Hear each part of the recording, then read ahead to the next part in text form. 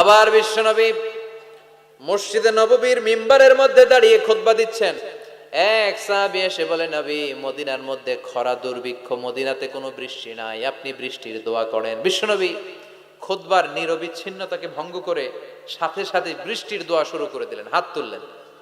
এইভাবে ওরা হাত তোলার দলিল খুঁজে পায় না, ওরা হাত তোলার দলিল খুঁজে পায় না। ইজা সাআলতুমুল্লাহ, বিষ্ণু বলেছেন, ইজা সাআলতুমুল্লাহ ফাসআলুহু বিবুতুনি আকুফিকুম, আল্লাহর কাছে যখন চাইবা হাতের তালুগুলার এরকম উপরের দিকে করে আল্লাহর কাছে চাও।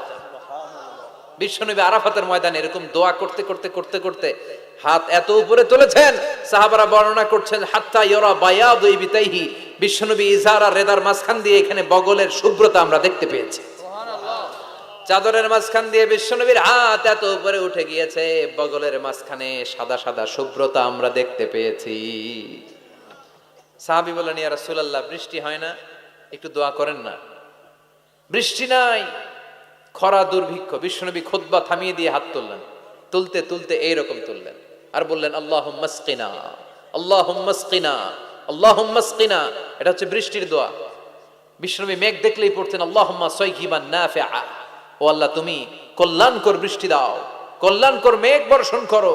বিশ্বনবী পড়তেন, আল্লাহুম্মা আসকিনা গাইসান মুগীসান মাগীসান মারিআন মুরিআন নাফিআন গায়রা দাররিন আজিলান গায়রা আজিল।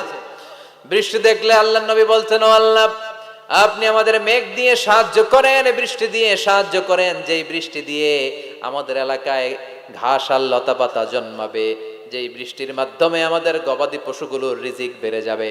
এমন বৃষ্টি দেন যেই বৃষ্টির মধ্যে কল্যাণ আছে, ভীতিকর কিছু নাই। এরকম কল্যাণকর বৃষ্টি তাড়াতাড়ি দেন, দেরি কইরেন না। আজিলান গায়রা আজিল, আল্লাহ তাড়াতাড়ি দেন, দেরি করবেন না। এটা হচ্ছে বৃষ্টি আসার দোয়া। বিষ্ণুনবী দোয়া করতে লাগলেন। বিষ্ণুনবী দোয়ার সাথে সাথে সাহাবারা বললেন, মদিনার জমিনের ভেতরে ঝমঝম ঝমঝম করে বৃষ্টি নাজিল হওয়া শুরু করে দিল।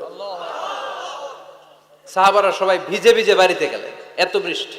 ওই পুরা জুমাবার বৃষ্টি, এরপর শনিবার বৃষ্টি, এরপর রবিবার, এরপর সোম, এরপর মঙ্গল, বুধ, বৃহস্পতি, এরপরে আবার জুমাবার পর্যন্ত 7 দিন টানা বৃষ্টি। কি বরকত! বিষ্ণুনবীর কি বরকত! এই মুবারক হাত দিয়ে কোনো গাছের মধ্যে টাচ করলে ওই গাছের ফলন বেড়ে যেত। নিউবর্ন বেবি, নবজাতক শিশুর মাথায় হাত বাড়িয়ে দিলে মাথার চুল তাড়াতাড়ি গজিয়ে উঠত।